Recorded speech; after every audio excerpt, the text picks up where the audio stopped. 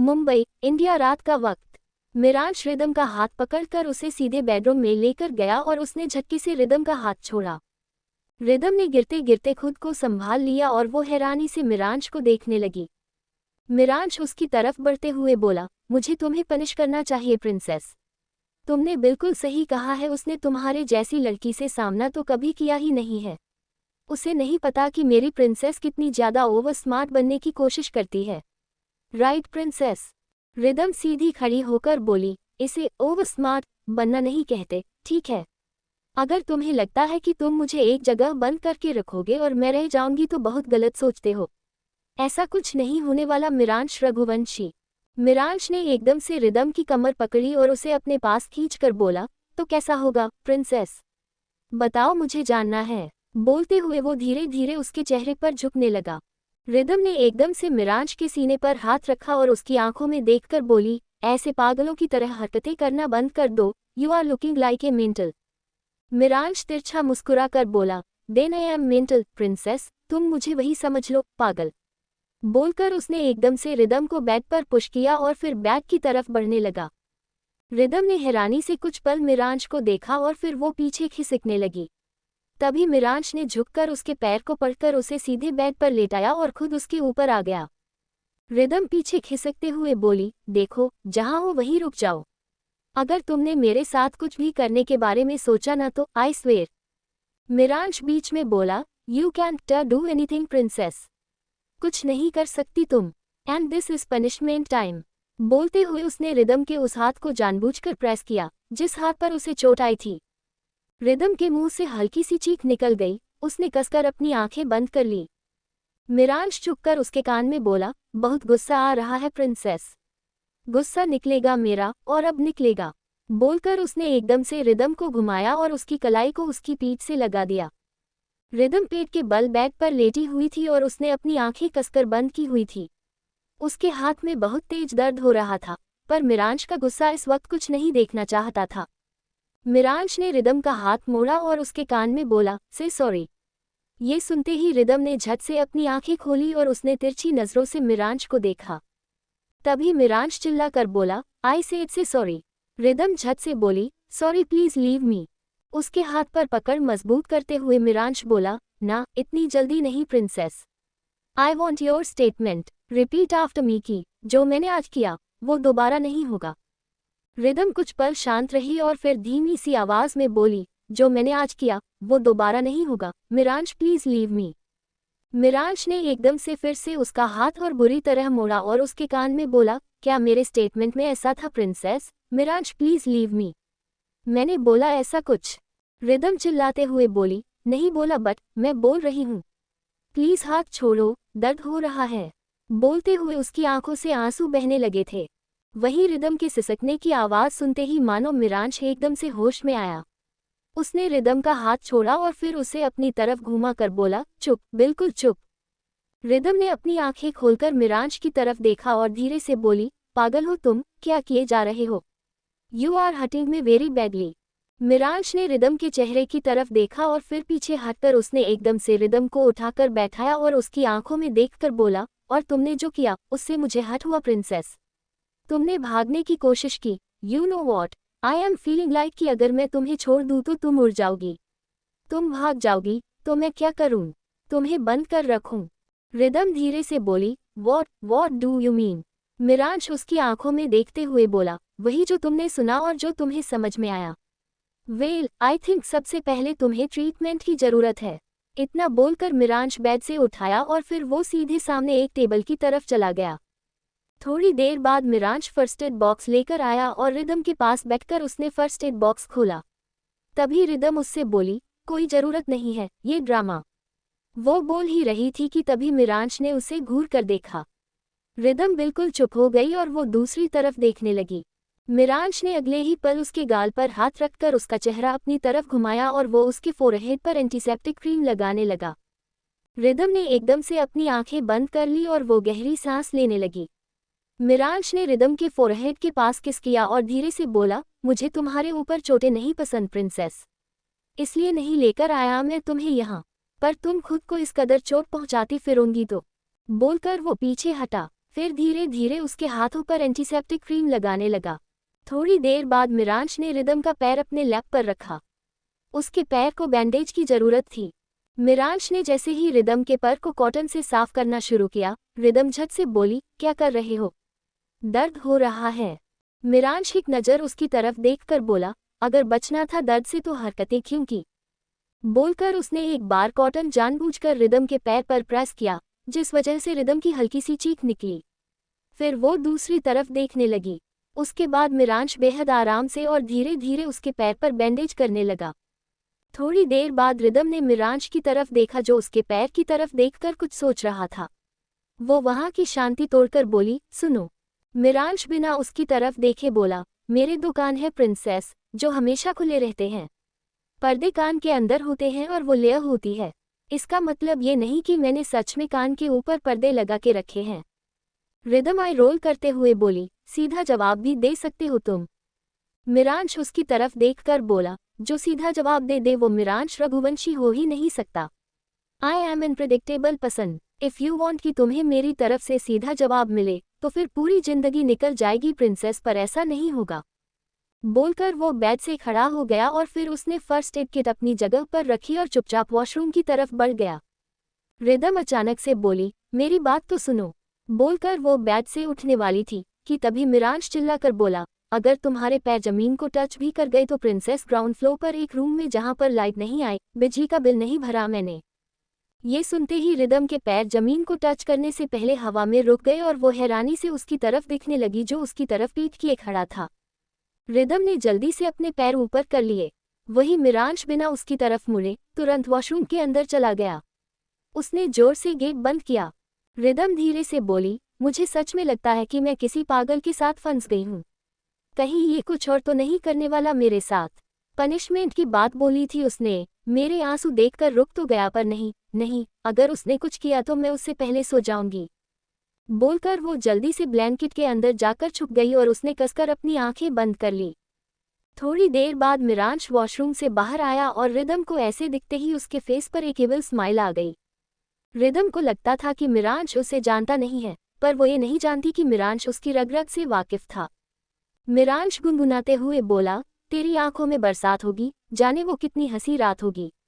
बरसात में जो तू साथ होगी, अपनी मोहब्बत बेहिसाब होगी। ये सुनते ही रिदम, जो ब्लैंकेट के अंदर थी, अचानक से उसके दिल की धड़कनें शोर करने लगे और उसने कसकर ब्लैंकेट को अपनी मुट्ठी में भर लिया। कुछ ही पल में रिदम को अपने पीछे एक प्रेसेंस फील हुई। वो कुछ कर पाती कि तभी मिरांश ने एकदम से उसका ब्लैंकेट हटाया और झुककर उसके कान में बोला, कोशिश बहुत अच्छी है प्रिंसेस, पर किसी काम नहीं आएगी। रिदम ने अभी भी कुछ नहीं बोला। वो आंखें बंद किए हुए चुपचाप लेटी हुई थी। तभी मिरांश ने अपने होठों से उसके कानों को हल्का सा छुआ और फिर एकदम से उसे अपनी तरफ घुमा लिया। रिदम झट से अपनी आंखें खोलकर बोली, प्लीज कुछ नहीं, लिसन, आई एम सॉरी। अगली बार भागने की कोशिश नहीं करूंगी, तुम्हें बताकर भाग जाऊंगी। ये सुनते ही मिरांश उसे अजीब नज़र से देखने लगा। तभी रिदम झट से बोली, नहीं, मेरा वो मतलब नहीं था। मेरा मतलब है कि प्लीज कोई पनिशमेंट नहीं चाहिए मुझे, तुमने ऑलरेडी मेरा हाथ बहुत जोर से पकड़ा था। मैंने तुम्हें सॉरी बोला। मिरांश बीच में बोला, मैंने बुलवाया प्रिंसेस, कल तुमने सॉरी फील नहीं किया और तुम्हारी आंखें देखकर कोई भी बता सका है कि तुम अभी भी सॉरी फील नहीं कर रही। तुम्हारी वजह से मैं परेशान हुआ। मुझे ये लगा कि कहीं तुम। इतना बोलते ही वो रुक गया और उसका फेस बेहद सीरियस हो चुका था। वही रिदम गौर से उसके चेहरे की तरफ देखने लगी। वो धीरे से बोली, मैं क्या? मिरांश उसकी आंखों में देखते हुए बोला, जिस दिन प्यार में पड़ोगी उसे दिन प्यार के इस एहसास को समझ जाओगे जिसे खौफ कहते हैं। बोलकर उसने रिदम के फोरहेड पर किस किया और फिर उसे ब्लैंकेट से कवर करके वो दूसरी तरफ मुड़ गया। रिदम चुपचाप उसके पीठ की तरफ देख रही थी और उसकी बातों के बारे में सोच रही थी। कुछ ही पल में उसकी आंख लग गई। अगली सुबह रिदम इस वक्त बेडरूम के गेट के सामने खड़ी थी और वो गुस्से में गेट की तरफ देख रही थी, जो कि बाहर से बंद था। रिदम चिल्ला कर बोली, अगर तुम्हें लगता है कि तुम मुझे ऐसे बंद करके रखोगे तो तुम बहुत गलत सोच रहे हो। मेरे भागने का रीजन यही था और तुम वही कर रहे हो जो मुझे नहीं चाहिए। मैं बाहर जाए बिना नहीं रह सकती एक जगह। उसका इतना चिल्लाने के बाद भी बाहर से कोई जवाब नहीं आया। रिदम धीरे से बोली, नहीं मानोगे तुम? ओके, अब देखो मैं क्या करती हूँ, बोलकर उसने सीधे मिरांश की एक फोटो उठाकर फ्लोर पर फेंकी। उसके कांच के टुकड़े इधर उधर बिखर गए। धीरे धीरे वो पूरा सामान इधर उधर फेंकने लगी। वो तोड़फोड़ कर रही थी। तभी अचानक से गेट खुला और निधि अंदर आते हुए बोली, मीर भाई की प्रिंसेस, ये क्या कर रही हो आप? रिदम चिढ़ते हुए बोली, स्टॉप कॉलिंग मी मीर भाई की princess, I hate this name. Nidhi बिना किसी भाव के बोली, वो आपकी प्रॉब्लम है, अगर आपको नहीं पसंद पर मैं तो यही बोलूंगी जो आप हो। मैं मीर भाई को कॉल कर रही हूँ, अब वही आपको हैंडल करेंगे। बोलकर वो बाहर चली गई, पर जाते वक्त उसने भी गेट बंद कर दिया। रिदम सोफे पर बैठकर बोली, आओ मिरांश रघुवंशी, इंतजार है मुझे तुम्हारा। वहीं दूसरी तरफ उदयपुर, राजस्थान में साहित्य इस वक्त शेरावत पैलेस के बाहर था। वो अपनी गाड़ी में बैठा हुआ अनामिका का वेट कर रहा था। वो यहाँ आना नहीं चाहता था, लेकिन अभिराज ने उसे जबरदस्ती यहाँ पर अनामिका को लेने के लिए भेजा था, ये बोलकर कि वो घर की बड़ी बहू थी और उसे इतने दिनों तक अपने घर पर रहने की जरूरत नहीं थी। कुछ महीनों बाद वो 1-2 महीने के लिए जा सकती थी, पर अभी नहीं।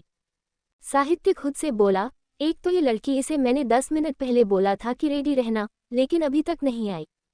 उसने इतना ही कहा था, तभी उसकी नज़रें अनामिका की तरफ चली गई, जो कि उसकी गाड़ी की तरफ आ रही थी, और उसके पीछे एक आदमी उसका लगेज लेकर आ रहा था। उस आदमी ने पीछे बैक सीट पर लगेज रखा और फिर अनामिका चुपचाप पैसेंजर सीट पर बैठ गई। साहित्य अनामिका को देखते हुए बोला, तुम्हें मैं।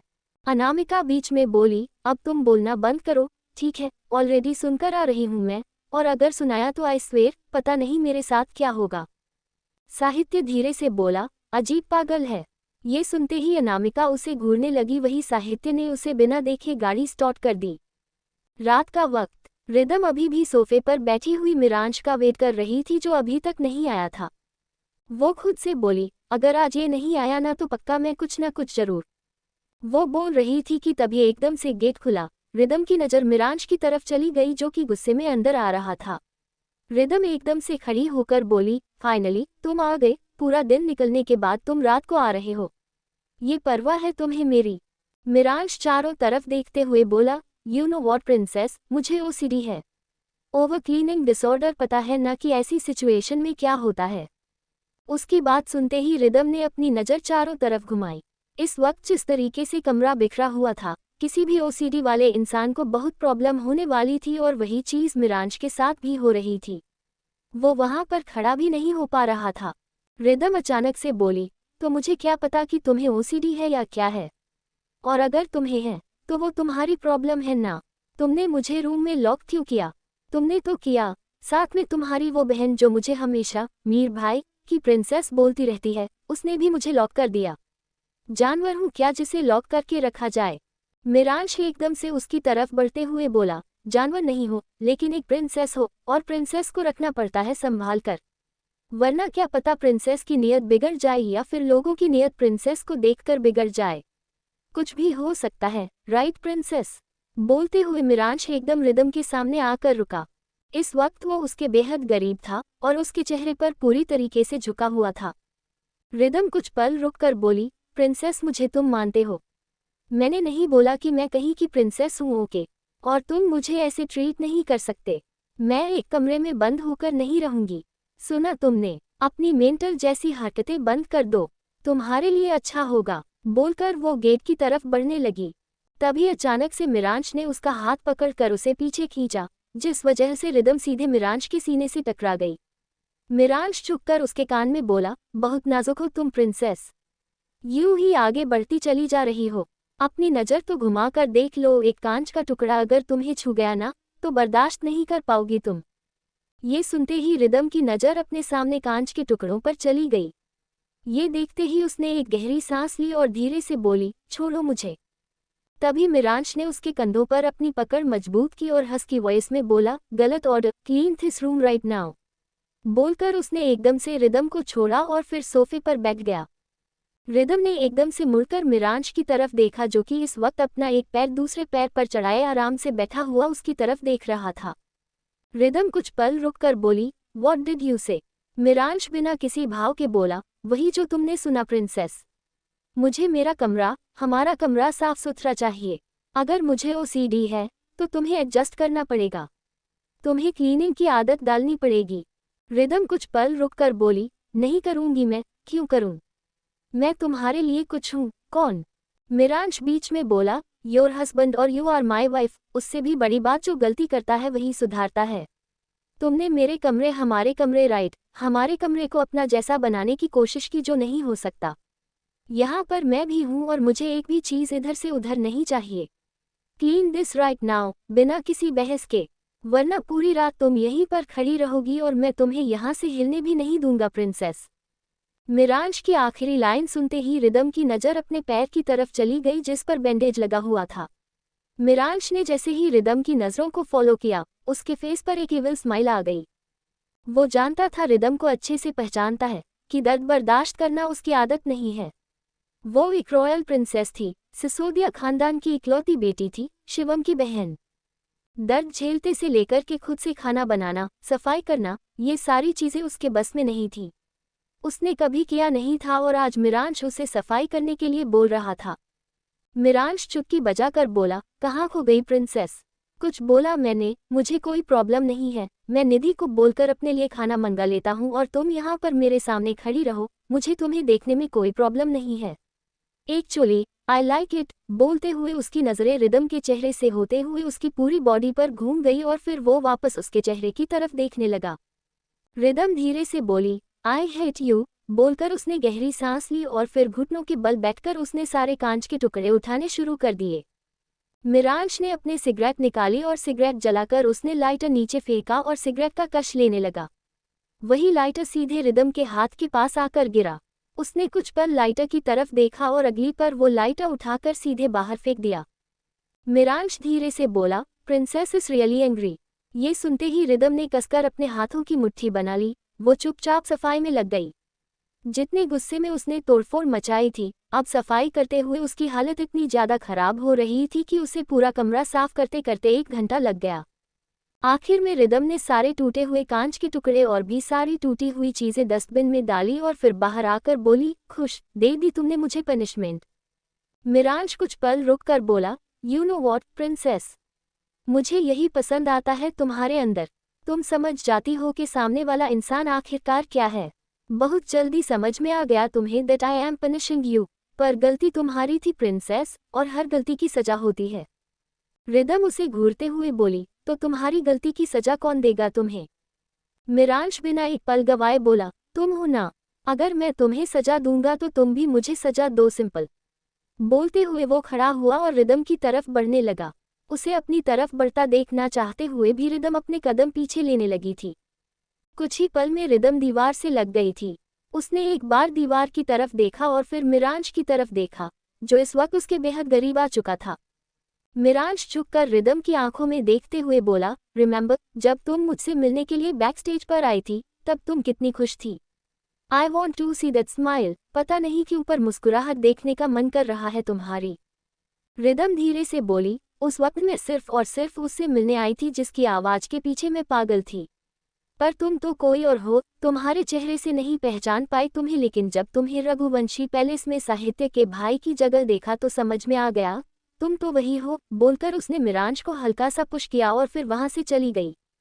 उसके जाते ही मिरांश ने बिना कुछ बोले दीवार से अपना सर लगाया और गहरी सांस लेकर बोला, प्रिंसेस, प्रिंसेस, प्रिंसेस, मैं वही हूँ, पर तुम नहीं पहचान पाई, ये गलती तुम्हारी है, पर मैं तो तुम्हें पहचान गया था जब साहित्य ने तुम्हारी तस्वीर मुझे भेजी थी। बोलते हुए वो कुछ सोचने लगा।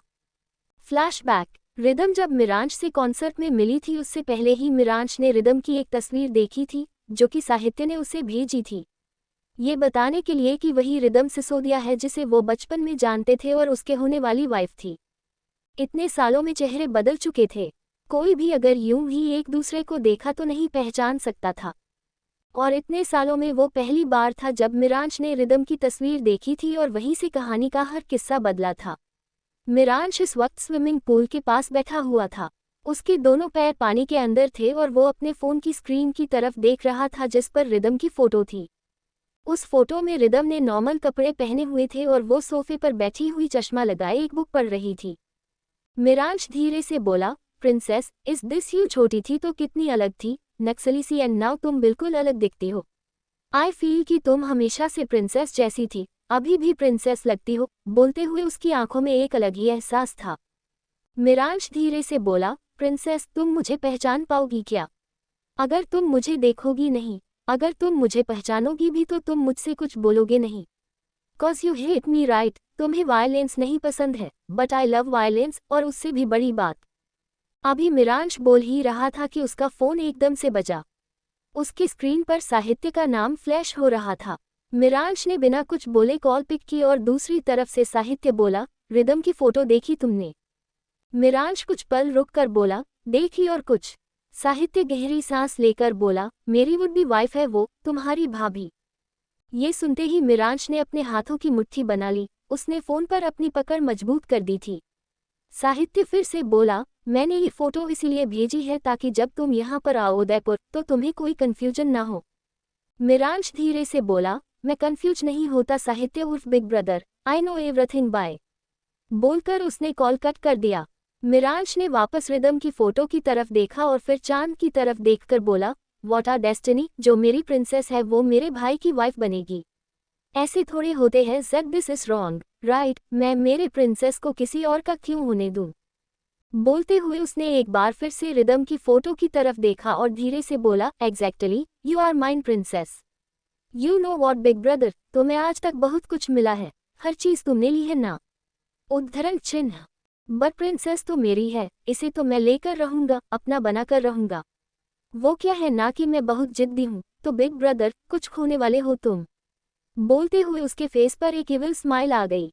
Flashback and. मिरांश खुद से बोला, एक तस्वीर ने जब मुझे इतना पागल किया और जब तुम मुझसे खुद पहली बार मिली, ना पहचान कर तुमने मुझे अपनी तरफ खींचा प्रिंसेस, गलती तुम्हारी है, सिर्फ तुम्हारी। बोलते हुए उसके चेहरे पर कोई भाव नहीं थे।